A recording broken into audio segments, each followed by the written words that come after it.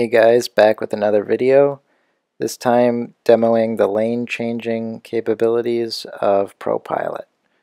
So this road actually wasn't very good to test on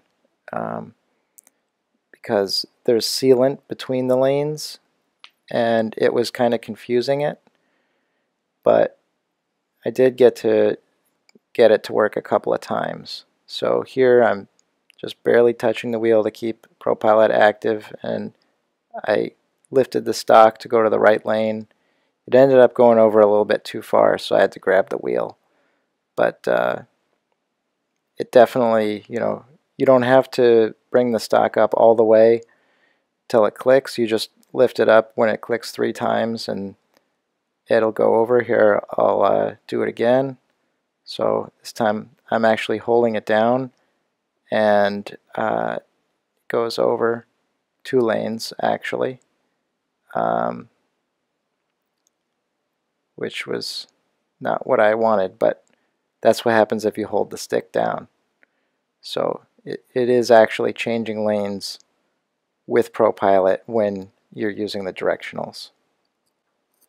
Here I am doing it again.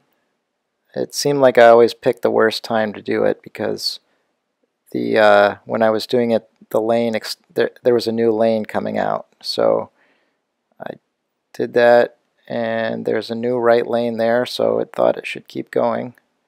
Had to grab the wheel again, but it was kind of hard to find a place in traffic where I trusted doing this, since it was kind of rush hour. But after that, I tried one more time, and then I called it quits. So I'm about to test it out again. Last time, just waiting for a car coming up in the right-hand lane to go by, and turning on ProPilot, waiting for the car. There it goes. Okay, so now I touch the stock and touched again because it wasn't doing anything, and it's going by itself, but it keeps going a little bit too far, so I had to grab the wheel again. So some of the other things you guys asked is about the discrepancy between LeafSpy and the car computer. So I got a couple things there. So LeafSpy is reporting state of charge as 78.2, and the dashboard is reporting 78%.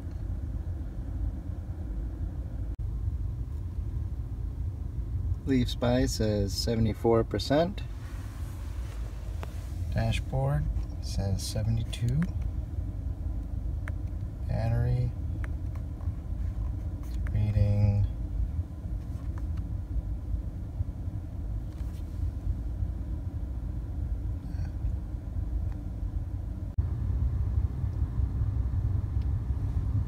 69.4%. Dashboard says 67.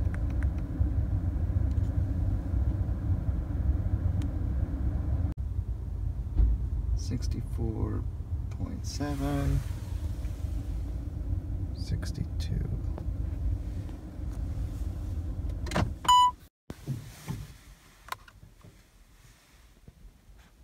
Not bad.